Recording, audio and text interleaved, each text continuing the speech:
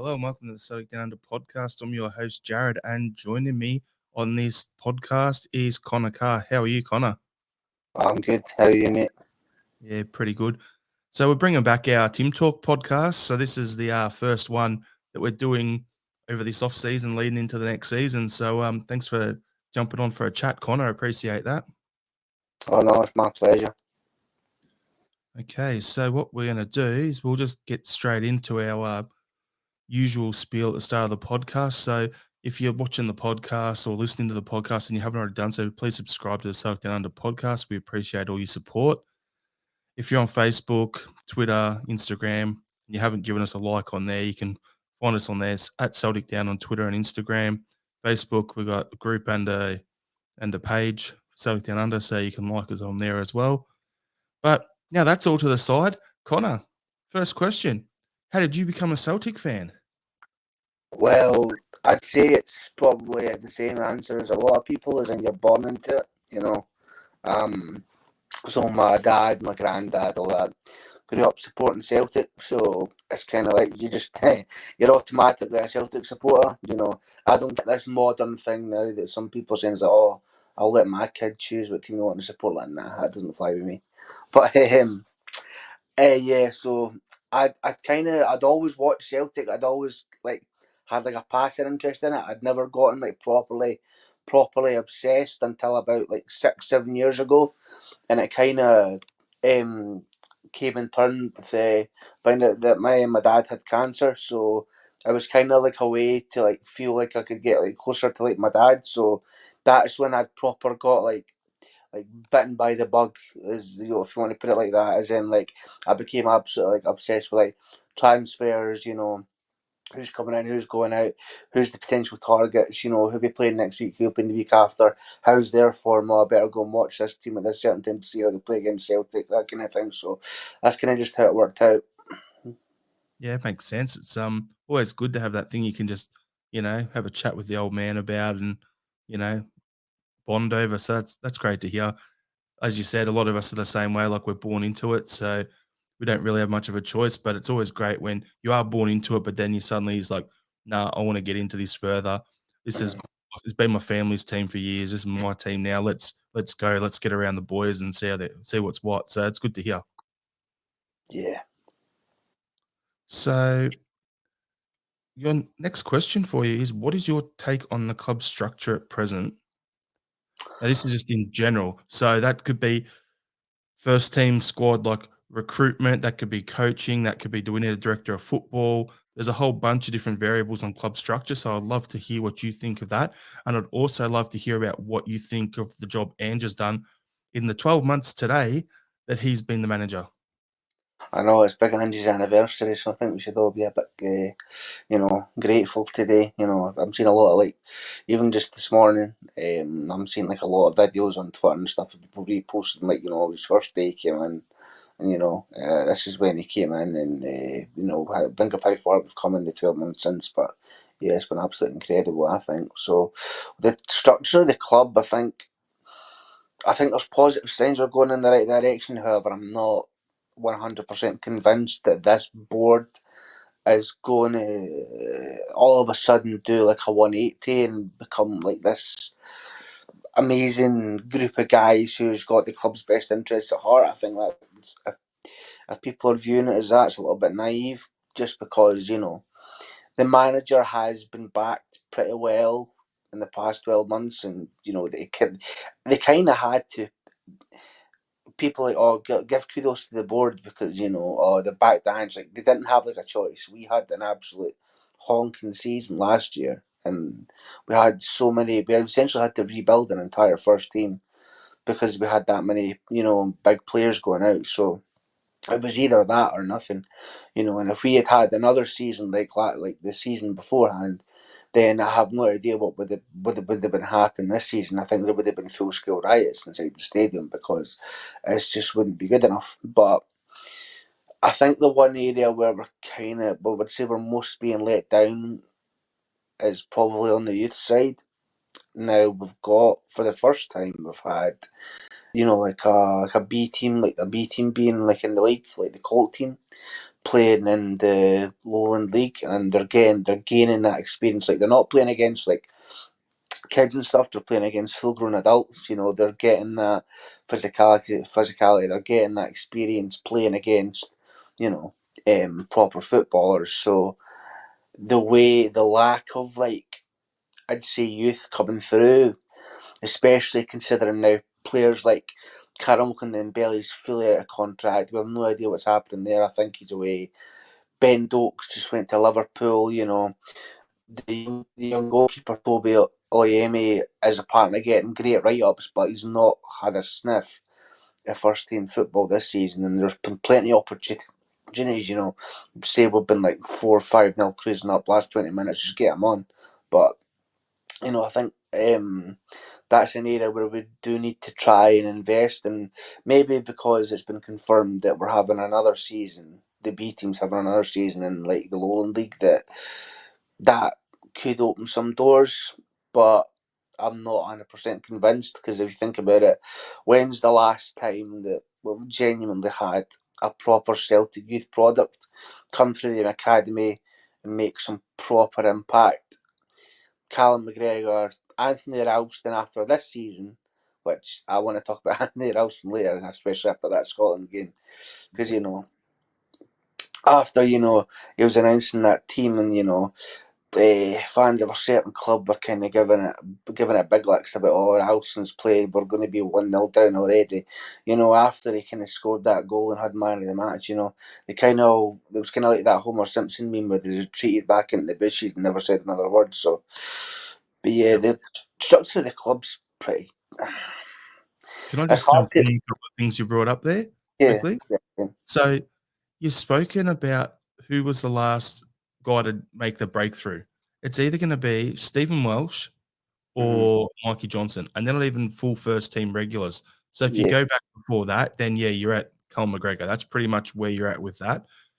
Actually, it would have been Kieran Tierney.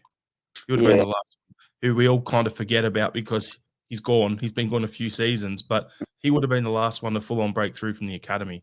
So yeah, yeah, I agree with you what you're saying on the youth side. We've got some good young players. We've leaked a lot of talent over the last few years. For me, I think it's a combination of the the pressure in terms of we were going for the 10. We had to chase the 10. We couldn't afford to blood the kids. I think that was a major factor in why we lost guys to your Bayerns, your Man Cities, everywhere else. They all just moved on for that reason. mm-hmm, Also, there's no pathway until last season with the Lowland League coming in. Where were these kids going to play? You're playing youth games where you're playing maybe like 20 games a season. It's good to see them playing in the Lowland League, playing against men, but I still personally think there's a massive gap between Lowland League level and playing for Celtic in the Premiership. There needs to be that bridging club that we have a good agreement with, whether that's a club like a Falkirk, I'm just picking random names here, someone who's around that Championship level, League One level sort of thing, mm-hmm, where Lowland League, go on loan to a couple of select clubs at that level, play a year or two there, or even you get clubs like in the lower level of the top league with us. So, like your Dundees, your Dundee Uniteds, whatever. Send some guys there for a season and then see them make that breakthrough. There has to be a stepping stone. It has to be structured so the players know if I do my job and I play well, my next pathway from the Colts is to go on loan for 6 months to a year. Then from there, it's to be a young guy breaking into the first team. That's how it needs to be set up and structured. And I know Ange that he loves to bring through young guys. He's done it everywhere he's been. So I think long term it'll happen, but we've got to get the structure right at the club first before that is going to happen. yeah, yeah. I agree with that. And you mentioned Toby as well. Yeah, Unfortunate thing for him, quality player from what I've seen and what I've heard, here's one for the future. But the thing is, Barkas leaving, great, whatever. But for me, I think Toby needs a season on loan out at, say, whether it was to go to a Dundee United or to go to a Xander Clark leaves St Johnson, perfect. Go there for a season, get first team football for a year, and then we'll look to bring him through because he's not going to knock Joe Hart out of the squad at this mm, point in time. So he needs to go out and get some first team experience. that's where he's at that level of that structure. I said he's played at Colts. Now he needs first team football to look to make the break in with us. Yeah, yeah, that's a good point. Okay, you were so you're touching on Ralston. You said you wanted to say something about him. Yeah, I think he's kind of just proved absolutely everybody wrong. You know, there's a whole there's players that can do it at club level, players can do it at international level, and there's players can do it at both. I think Anthony Ralston the other night's proved they can absolutely do it at both.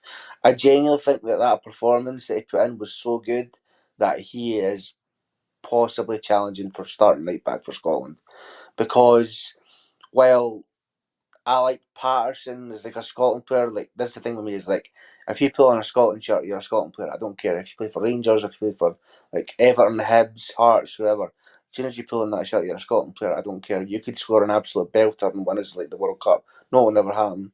Like, I know it'll never happen, but you could do that, and I would go absolutely mental. I'd go Tonto because I don't care, because you're a Scotland player. But I think Ralston's kind of shown, that he's incorporated everything he's learned under Ange, the past season into that Scotland side. Like, there was a couple of times, not a lot, where he was kind of cutting inside, coming out, and then it was like crossing balls in the box, and they were good balls as well. That's the thing I've always said about Ralston, is like, his ball delivery into the box has been pretty stellar. That's why, he was only behind assists for James Tavernier this season. So it's not a fluke. It's not just a one season wonder type of thing. He has proven that he's good enough. He's good enough for Celtic. He's good enough for Scotland. So I think he's also very physical, but I don't think the other two are, where the other right backs are. He's really, really strong. He's called the Bricky for a reason, for God's sake. So I think it's just testament, to the way that Ange is, transformed him as a player, and that also helps. But the player does that as well. The manager can only do a certain thing. The player has to have the mentality, has to have the willpower to go and do it themselves. So I think, Anthony Ralston's definitely a possible shining light in this Scotland team going forward. Yeah, on that, it's not like you look at the left back position, particularly for Scotland, and you've got Tierney, Robertson, and then you've got Taylor as like a third stringer sort of thing, right?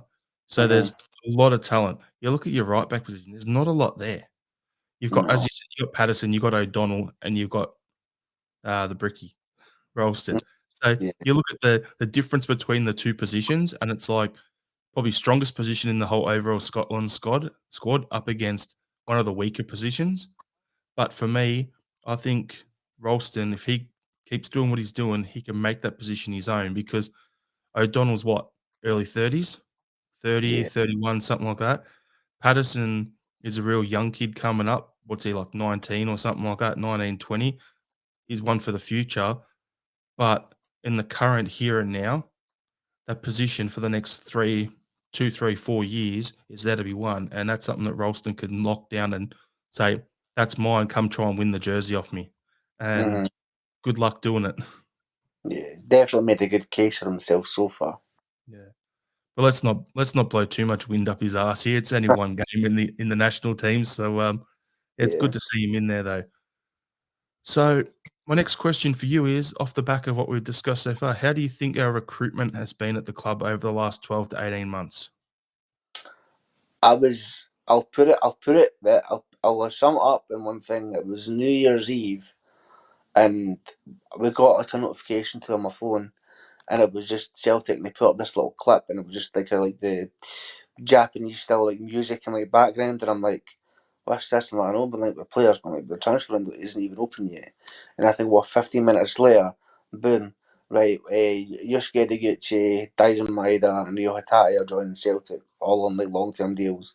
Well, Daisen Maeda was with a loan with an obligation to buy, and I'm like, Jesus Christ! I'm like, this is when's the last time this happened? I genuinely can't remember. When's the last time Celtic actually got their act together when it came to transfers?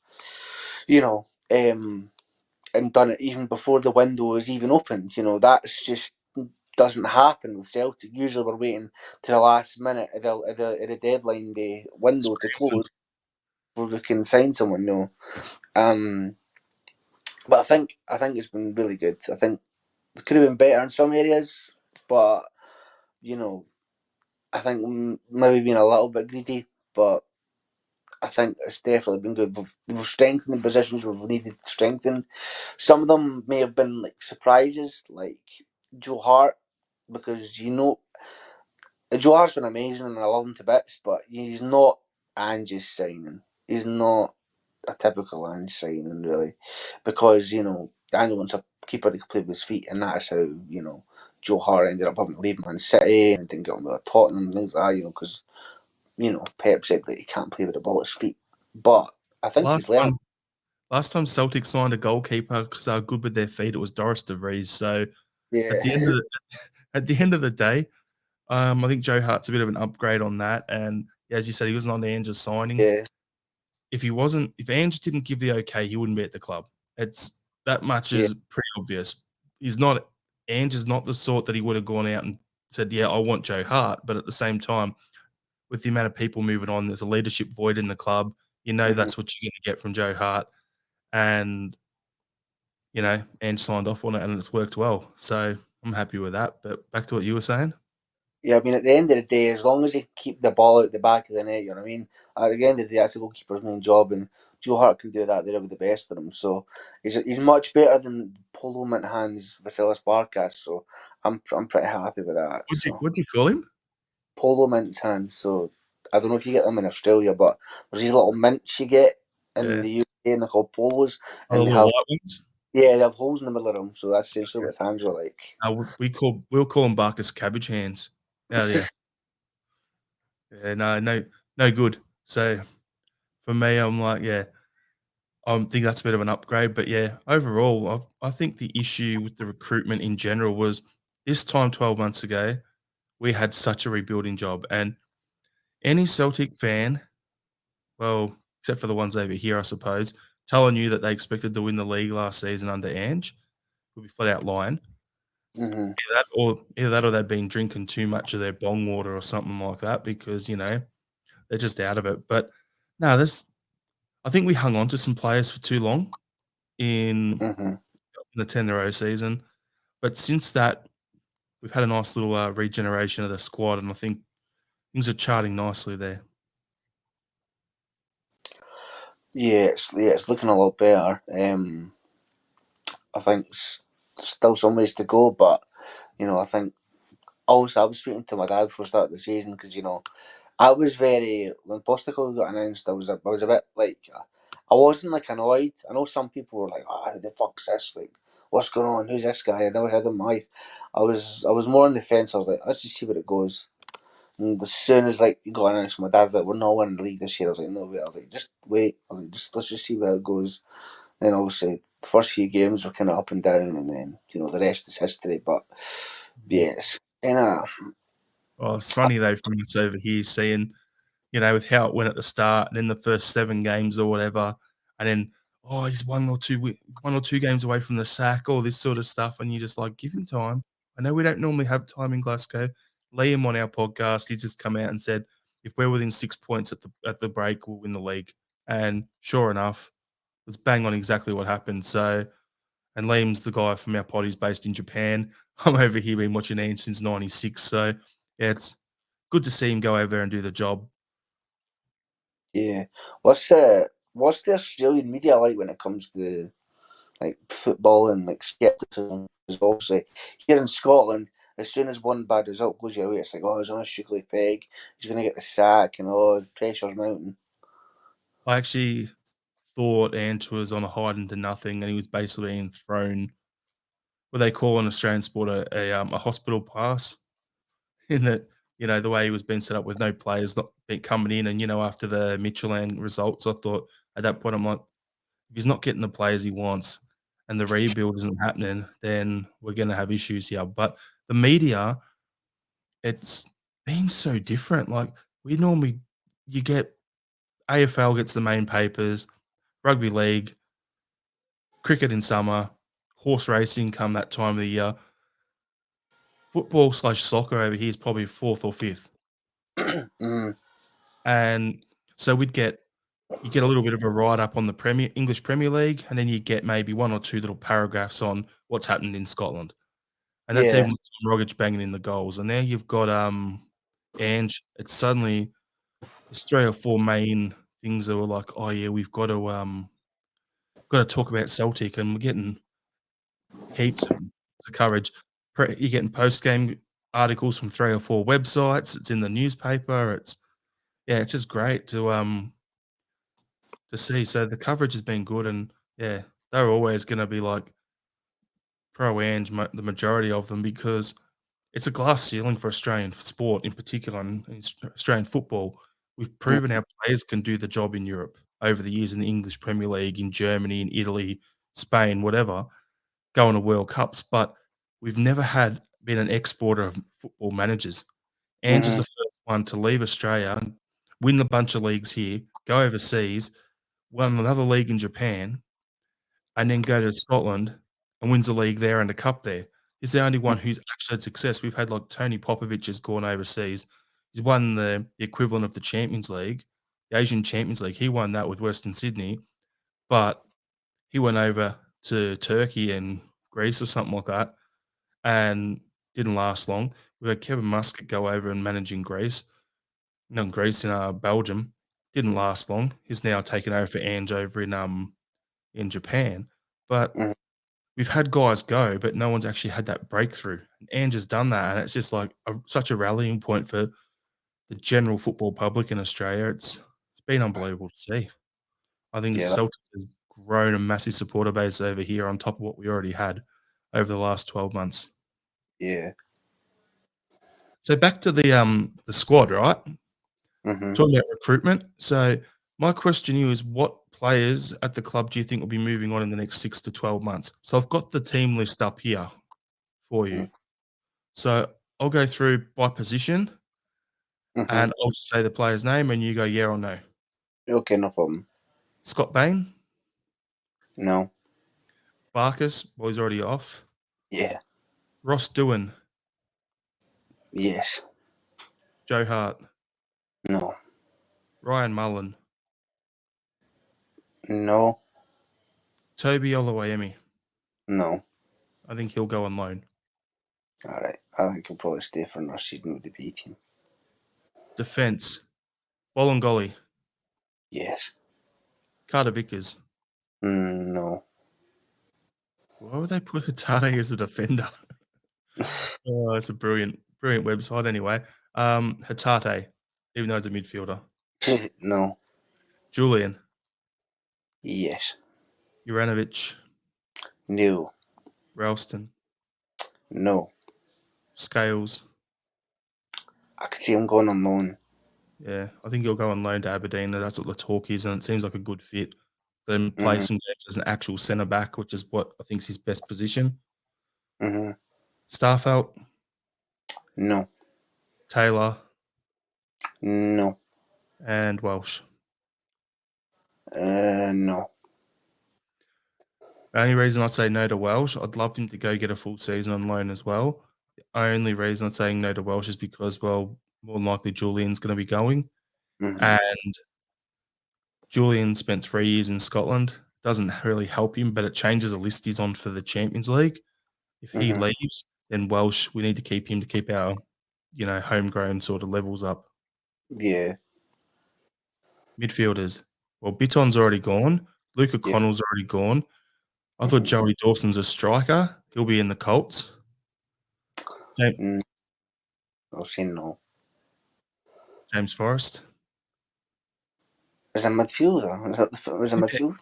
they've got him as a midfielder, as a winger. Right. No. Itaguchi, No.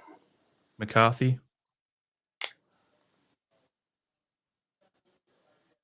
No. I'm not even gonna ask you. It's our captain. No chance in hell McGregor's going anywhere, so we'll skip that one. Owen Moffat. Yes, I could see him maybe getting a loan move. I was thinking of loan to St Johnson or something like that, or Motherwell would suit him well. Yeah. this is ridiculous. Dane Murray's a midfielder, apparently, everyone, on this list. I can maybe see him getting a loan move as well. Agree. Matt O'Reilly. No. Thomas Peter Rogic has left the building, unfortunately. Broken heart over here. Liam Shaw.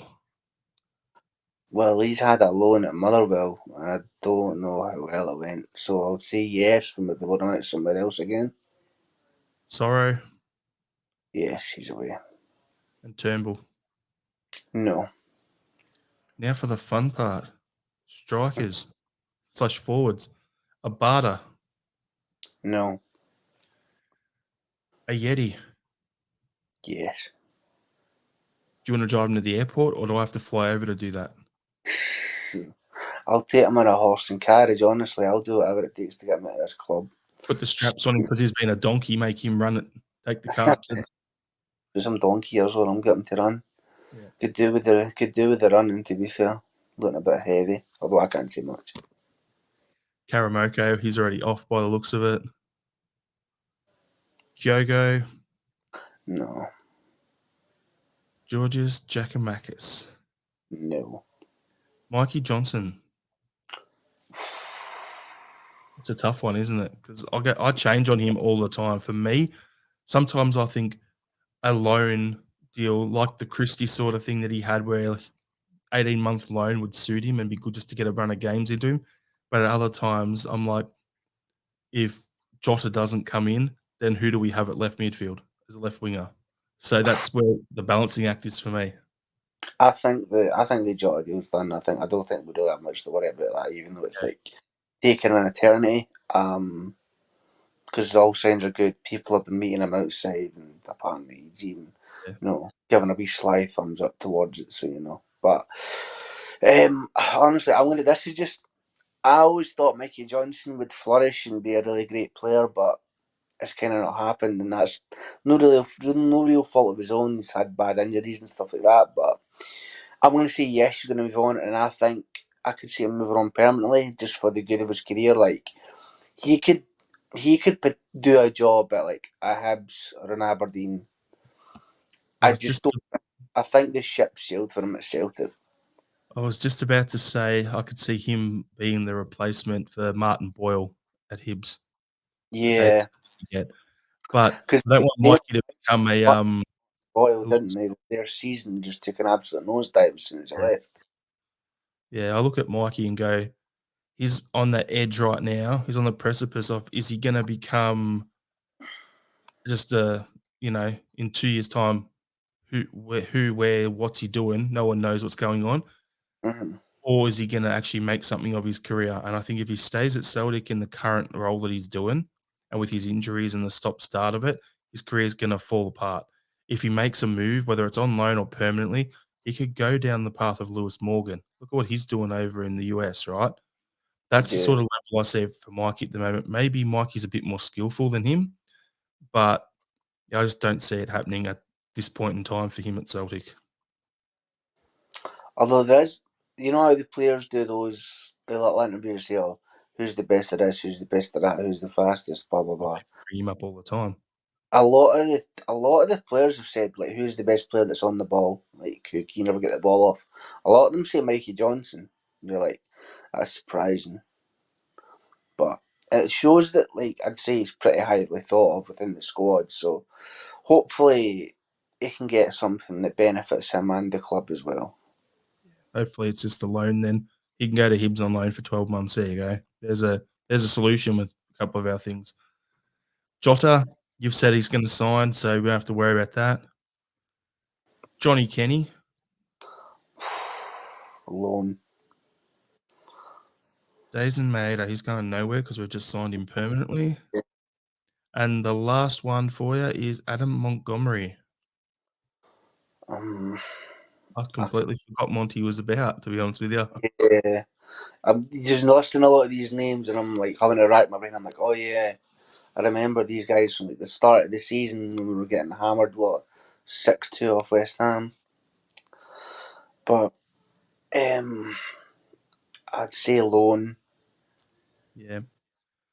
I was saying if Jota didn't come and Mikey moved on, who would we have at left wing? Completely forgot about Monty, so there's an option there. But yeah, one of those two's got to go on loan, 100%. Yeah, All right. What areas of the team do you think we need to strengthen? left back for a start. Left back for me. Not not because I don't think Taylor's good enough. I think he's good enough domestically.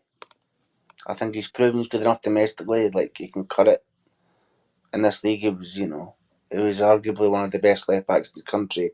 But that was when Kieran Tierney was still here. He was the second best left back in the country back then. But he's he's improved a lot this season. I've never been his biggest fan, and I don't think I ever will be. But I do have to give him massive props for how well he's performed this season. I think he's had some of his best games in the Celtic shirt this season. So I do think we need a left back for like Champions League and European games because I think he is caught lacking in those games. Whether it's due to like his height or his physicality or just his all round play is up for discussion. But I do think we need a proper European quality left back there, so we don't get caught out. I'd also say maybe another centre back because out of the two deals, I think Carter Vickers is like more on the quiet side, and that's making me nervous. But although there has been positive signs with him, talking, saying he does want to stay somewhere where he can just play regular football, and he'd been happy to stay at Celtic, but it's down to the clubs. And then as soon as I hear, oh, it's down to the clubs, alarm bells start ringing in my head because, the player says he wants to sign, you have, the funds there, you have the figure there, what, 6.57 mil, just do it, just get it over and done with. But Celtic don't want it like that, as we've known. Apparently, with him, it's the add-ons, like what Tottenham want after after percentages, and so if we sell him on for 30 million or 20 million, what they get off the back of that, and Oh, if we get to a certain level of Champions League, what they get, and all that sort of stuff. Like from his point of view, you think he'd be a bit dumb to move on now and have to restart when he's borderline for their World Cup squad for America, yeah. and he knows he's going to consistently play at Celtic in the Champions League as well this season. It'd be silly of him to not come back. I know, honestly, just like honestly, since Celtics should just like accept it. Just like if Tottenham want like 30% or something or whatever, just like yeah, fine, whatever. Because we've not had a centre back in this league, and I'm talking in this league, because he's much better than the other centre halves in this country. Make no doubt about it. He's the best centre half I've seen in the league since Virgil van Dijk. Easy. So I know that's a big statement, but he's easily the best centre back I've seen since Virgil van Dijk. So I'd be just throwing bags of money at him, just take it all and come, because Celtic very regularly are like left wanting at centre back, and they've been criticised, whether rightly or not, because I feel like every season Celtic's defence gets criticised, despite we've had the best defensive record in the league this season. Yeah. He gets criticised all the time for being a bit shaky and things don't look good when there's pressure on them at the back. So I think if you've got that absolute rock at the back that's Carter Vickers, then I don't think we'll have much to worry about. Doesn't matter who you partner up. I don't think it matters who you partner him up with. I think he'd do as good a job with Christopher Julian as he would with Carl Starfelt. I think he's that good that he can just work with anybody. I think So centre back positions, it's more about not Carter Vickers. It's more about, okay, we need. I agree with everything you said about left back position. We need a European starting quality left back. Like Taylor's good enough, but when it comes to centre back, I think we need that left-footed, left-sided centre back, especially for the Champions League. Starfelt and Carter Vickers together in the league was good enough. mhm, I think we need to actually get that left-footed centre back to play alongside Carter Vickers or alongside Starfelt, just for mm, better balance in the back line, especially going in the Champions League. That's why I've been saying Ko Itakura has been linked with us on and off for ages because he is that left-sided centre back. And yeah. but anyway, we need something like that, even if it's not Itakura. Yeah, because he had a good season at Schalke, but obviously they can't afford to pay for him. So, And they've got no Gazprom money coming in, you know, so they can't afford it. It's odd when that happens that, Celtic can outpay some, you know, you know, in the running team in the Bundesliga. Bundesliga. It's a bit weird, isn't it? I know, not often that happens. Any other positions you think we need to strengthen? I'd say, and this is a story that just came out today. I can't remember his name. I think his name's like Vinicius something. But apparently we are targeting. Yeah, apparently we're targeting a Brazilian like holding midfielder. So that's kind of just came out this morning. Um, so I do think we need like a holding midfielder. I think in a lot of games this season we've kind of missed like not Scott Brown, but that Scott Brown, Victor Wanyama type of player, where they sit and control the midfield and allow the other players to push on, and we're not, left open. Because I think in a lot of the games this season against Rangers, that's where they've kind of dominated. They've kind of dominated the midfield, and that's kind of been the story for the past 2 years. Is Rangers typically dominated the midfield, and that's where we've struggled. But the thing is, I think Ideguchi could maybe be that player, because from what I've seen of him, the very small parts I've seen of him, he's not scared to put in a tackle. He's good with the ball at his feet. He's got some good distribution, and he's a worker. And I think we would have seen a lot more of him this season. Just it was on the end of that absolute shocking challenge in that game against Dallow in the cup. So that kind of put him out of commission for a little while. I think talking about that and the balances, Ange has always said he wants to have 2 players for every position. So say Mm, if you bring in we've lost Biton, you've got mm, Gucci there. So we need someone for that number 6 role, because I rather McGregor playing as an 8, being able to push on. So if you've got your options are if you've got Turnbull and O'Reilly as your 10s up in the mm, as your attacking midfielders, you've got your 8s as Hatate and McGregor, and then you've got a 6s as that Vinicius Souza and Itaguchi. There's options. They're all yeah. slightly different, so it'll allow us to rotate with the amount of games we play and the high intensity, how hard we press. It's actually gonna give us options on who we can rotate and, okay, Kelmac, you played 2 games in a row. You you can have a game off now. Don't worry about it. Rio's got you covered. Or, Mm, you know, Susie, you've played well here, but we're playing away against Ross County on the weekend. We'll give you the game off and we'll put Itaguchi in. Lets you rotate. It's great. It's something that Rangers the last 2 years, this is why they've done well in Europe for me, is they've had a squad where if someone's out, next man up. They've got 2 at every position. Now, I'm not saying their players are good or they're better than what we've got. It's just that they've had that depth in their squad where it's next man up, and you don't lose much from, say, if Goldson goes out and you put Bassey in, you're not losing much. mm, That's the sort of thing we need to get to, because for us last season, if Cal McGregor had to come out, who'd you have to play the defensive midfield role? You either had to go with Biton or you oh had my, to go with Sorrow. There's a yeah, massive drop. but yeah, I kind of think like that's also the benefit of like majority of their squad has been there for like a good few years as well, so they're really gelled in, and they'll know exactly like where to play, who to pass to. Like I think that's also how like they arguably did like so well last season, is like they've had this base that they've built up, and it did take them a few years. I think Celtic will get to like that level like a lot quicker. Like this is completely off topic, but I think within the next 5 years, Celtic will win a European League trophy. The next 5 years, whether it's Alright. the Conference League or whether it's Europa League, I think Celtic will win one, because I think the way that we're going, like under the current manager, and the fact that we've got like the, I guess, the quote unquote safety net, the Conference League, even though it didn't work out well this year. But you look at some of the teams in that, Celtic are more than capable of beating like a Feyenoord, or a Bodo Glimt, or a Leicester, easy. That's the thing, you mentioned Bodo Glimt there. Why did they beat us? Because Because They've they been just together for 3 years. They're basically year 3 of Ange Ball in mm, terms of we're in year 1. That's the way I look at it. Like, even though they're selling their better players, their system is embedded, their structures at the club are embedded.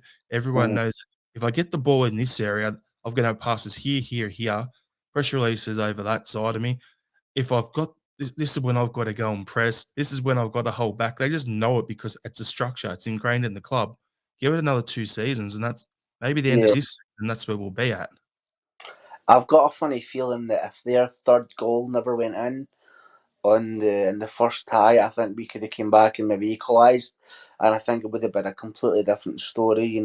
Playing them away, despite the fact it was in like -10 degrees weather and it was like in the middle of the bloody Arctic Circle. I think it would have been a much different game, but yeah, they're really well put together side, and I think everybody was like making like trying to like take the piss and that, just he's got to be off a Wi-Fi password, blah blah blah, all that whole patter. But they gave Roma the team that won the competition an absolute doing.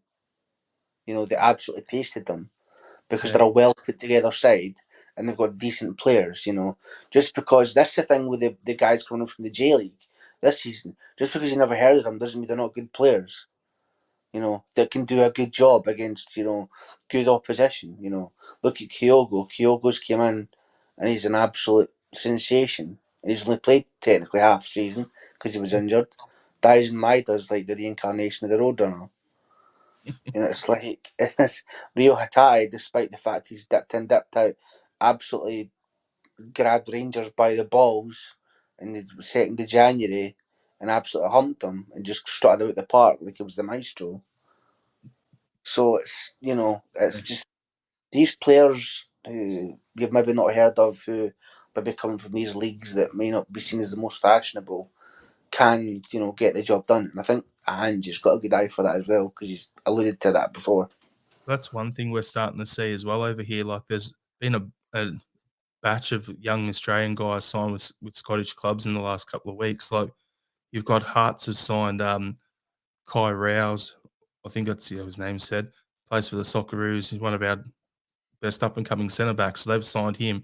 They got Atkinson last window as well. He's quality. Hibs have gone and signed a couple of guys as well this week. So it's like you're starting to see more and more Australians, and the tie between Australian football and Scottish football, which has always Hmm. been there, starting to be strengthened. Those clubs are looking down here because it's a market they can afford players wages wise, and also it's an opportunity as a gateway into England, into the continent.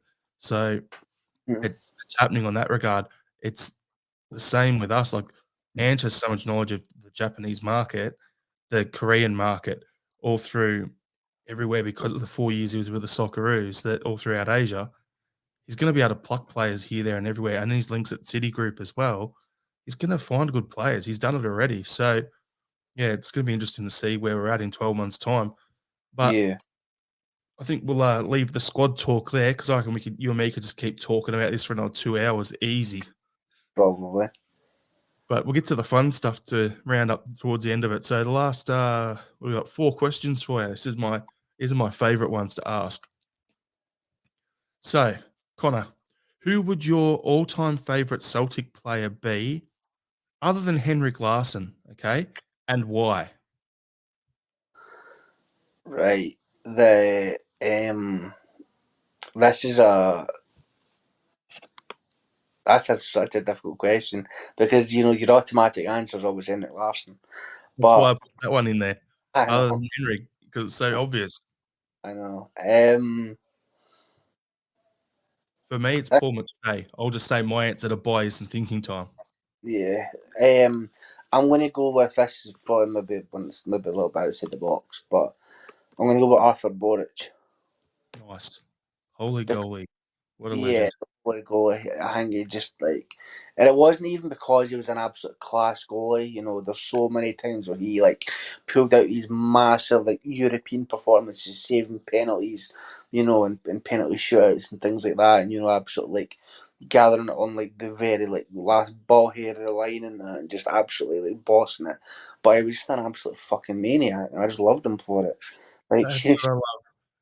like Oh, he's that so like good. crazy. Like he was walking about with a God Bless the Pope t-shirt and like just wouldn't shake any Rangers player's hand and that. And like I'm not bitter. Like I'm not, like I know it sounds, but I'm not like bitter. I just think seeing that, like especially like in like the modern like day and age in football, is like absolutely class because you don't see, like you see a lot of football now and it's all like nice, I've fouled you, I'll give you a wee hand and I'll pick you up. Nah, I'd just be like, no, if Arthur Boric fouled a player, he'd probably go and stamp on their ankle as well. Do you know what I mean? It's just like, Step over him and give him a spray. That's the way I look at it. you know what I mean? He's that, like, he's kind of like this iconic figure at Celtic because of like his personality and because he was larger than life. And it's the same with him at Legia Warsaw. He's like the ultras gave him a bloody sword for God's sake. Part of his contribution to the team. And that's an ultras group giving that to him. He was there like at Ibrox playing Rangers. I know the game didn't exactly go the way, but he was in the crowd with a megaphone and that, going absolutely tonto. So I think just him like embodying like the club and just being this larger than life figure that kind of like stood in between sticks and kind of like put the fear of God into like defenders, even if they were put the fear of God into like strikers, not even if they're 1-on-1 against them, because like he'd more than likely save the ball. Yeah, So also agree got to with give you. it out to Scott Brown as well, just for being like an absolute legend at the club, just for everything he did, everything he won. It's a good shout though with Arthur Borich because for me, I always love my goalkeepers absolutely mental. Like Mm-hmm. they've got to be insane. There's no point if you got a goalkeeper like Barkas who's just so quiet and unassuming. It Mm-hmm. just gives me the fear. If you got a goalkeeper who is a screw loose, is a little bit nuts, I'm like, okay, he could as easily as clear that cross coming in the box or punch their attacker right in the face and get a red card. Either Yeah. option's a good one for us because their striker's going to go to the bench as well. But, Uh-huh. so it's good for me. I agree with you on that. It's a good pick, good shout. Now, this one, like we can play this one two ways for you. Next one is who would your top 5 Celtic players be that you've seen play in your lifetime? Now, we can either go just a list of 5 players, or you can pick a five-a-side team. So a goalkeeper, a defender, 2 midfielders, and a striker. They're your 2 options. Which way do you want to go? I think I'll just have to pick 5 players. Um, so I think one would be Henrik Larsson, obviously, even though I was only a baby when he was playing, so I didn't like see much of him. Only seen it as I was getting older and he was reaching at the end of his career. But still, is an absolute like a king, man. Just boss. That was the best player this league's ever seen by a mile, I think. Absolutely. Um, I'm gonna say Tom Rogic because he's done things on the ball and for like this is the thing I don't think a lot of people get with Tom Rogic is like he's a big guy. Like he's really big, like he's really tall, he's really strong. And for a guy of that size to be able to have that level of ball control and, being able to dribble past players like they're nothing is really like special and it doesn't happen a lot. I think Tom Rogic would be able to keep a beach ball off you inside a phone box. He's that good, and I think as time goes on, I think he's a modern day Celtic legend. Some people might not agree with me, but I think he definitely qualifies. So yeah, he's definitely one. Big Virgil van Dijk, absolutely scooshed it in the league. I think he's just. I think a lot of people criticise Van Dijk because he looks really like aloof and he looks like he doesn't kind of like care. He kind of just trots about. But I think it's just because he's so good. Like he's that good and he knows how. Made the league look easy. Yeah, he made the league look easy. I think that's how now that we've had a bunch of like Premier League players, kind of like, get the bit between their teeth and say like, oh yeah, I'm going to go down to Scotland and boss it, and then they absolutely get made to look like idiots because they come down here and they can't hack it. Yeah. But so Virgil, um, Arthur Boric, I've got Arthur Boric in there for goalkeeper. So that's going 4. And It looks like you're doing a five-a-side team, so that means you can go another defender or midfielder, or you can just go all out attack. One yeah. goalkeeper, one defender, one midfielder. Give Rogic two guys to feed it to. There you go. Good options. Eh, oh, I'll go. I was going to go with Calmac, but everybody already knows how good Calmac is, and people have been giving him praises all season. I think I'm going to go with. Right, this is might be mental, like because he's just here. But I'm going to go with Kyogo. I know that's Dude, crazy because he's just here, but I'm going to go for it. I'm just reacting like this because I'm like, can you imagine if you were playing like a normal lineup, full 11 players, and you had a striker partnership of Kyogo and the King of Kings? Ah, yeah, that'd be That absolutely. Honestly, what 50 goals a season each? that would be some sexual football. That's the only way I can explain it. It's like unbelievable. But that's the Oof. thing is that a lot of people forget is like Henry played with like another forward. Like he either played with Chris Sutton or like John Hartson and stuff like that. Like they did play together, Yeah, he so played in the good pair. work with a partner. Yeah, he played as the smaller guy in the pair. So Mm, yeah, it's good five. So your team, we've got Boric in goals, Van Dijk as a defender, Rogic in the midfield, Larson and Kyogo up front. There's your five-a-side team. yeah, You're going the old Ange ball. You're gonna score you're gonna yeah, concede five, you're gonna score six. Happy days. I know. Now, what are some of your most memorable games that you've seen Celtic play, and what is so memorable about those games to you? Okay, I think the obvious one is Barcelona at Celtic Park Yep. because I think that is just like I wasn't personally at the game. I would have like given my life bollock to be at that game, but um, I Why the was left one though? That's the real question here.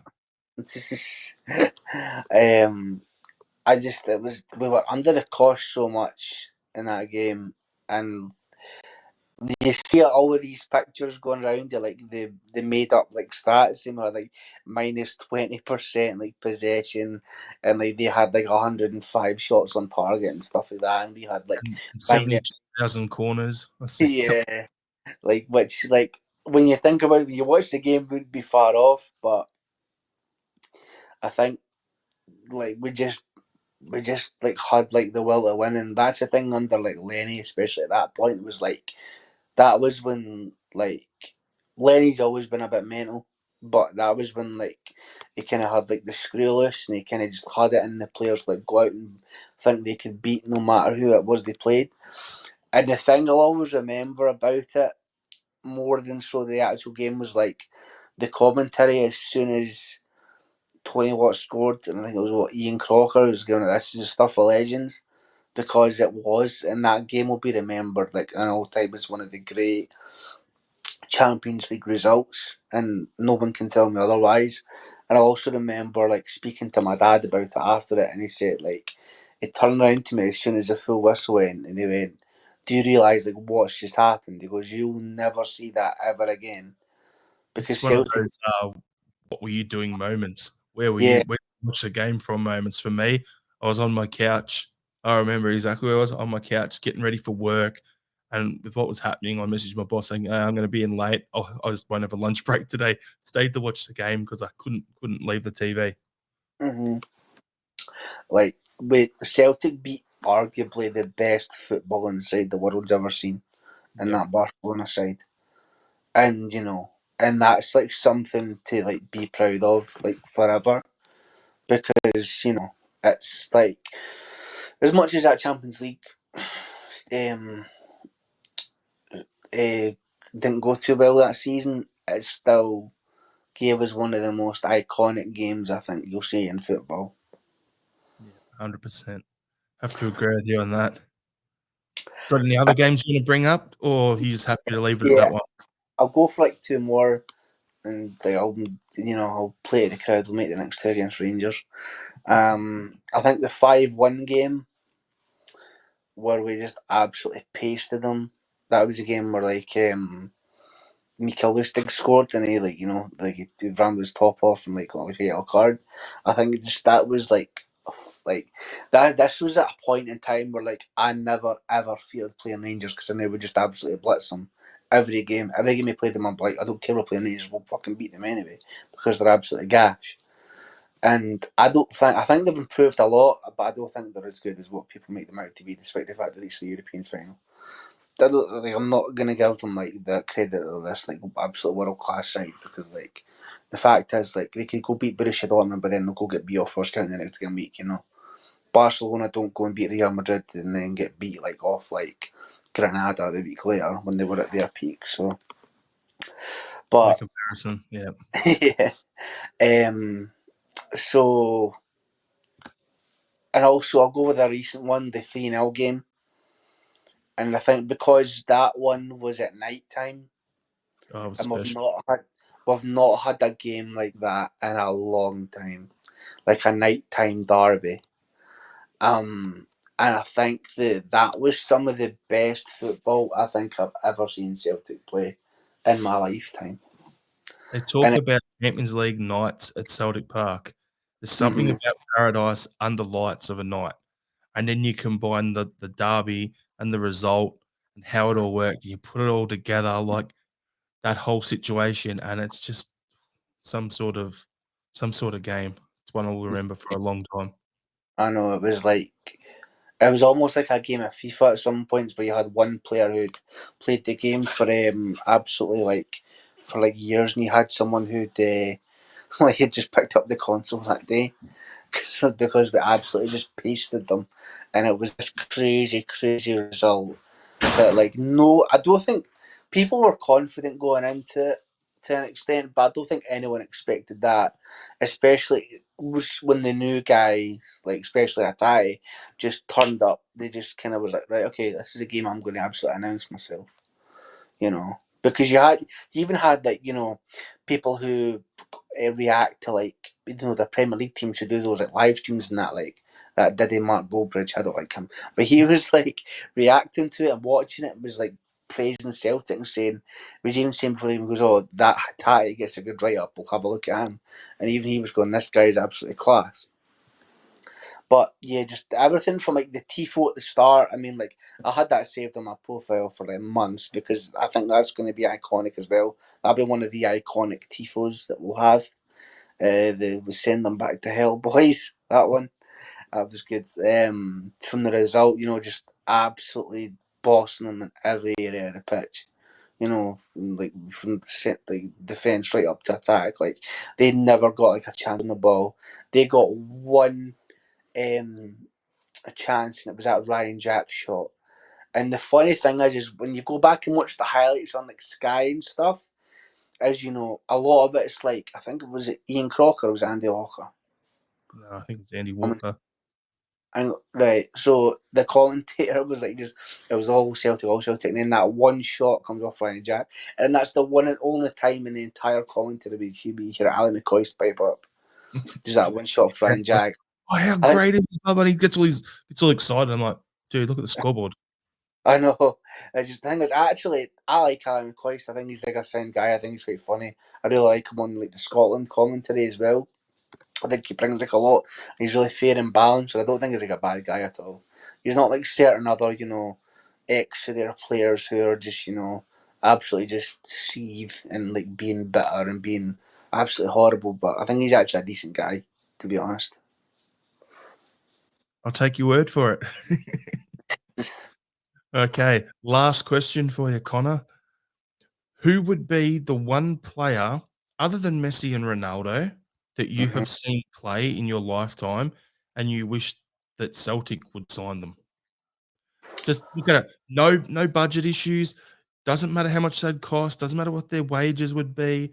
None of that. Put all that to the side. It's complete. Like if we were, you know, owned by some royal family with oil money, who would be the one player that you've seen in your lifetime, other than Messi and Ronaldo, that you want Celtic to sign?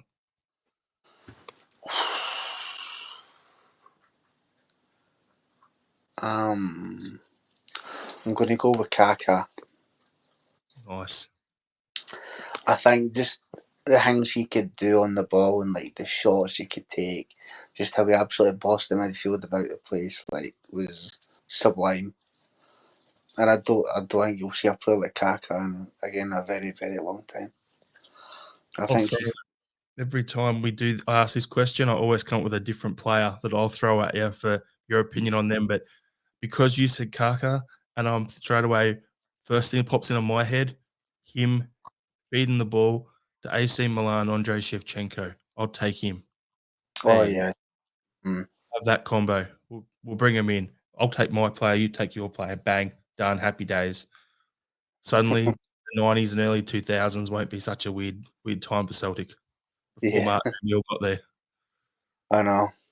I think we would have won 10 in a row with that team. Yeah, brilliant. All right, Connor, thanks for jumping on and doing this Tim Talk podcast. Really appreciate your time and enjoyed having a chat with you.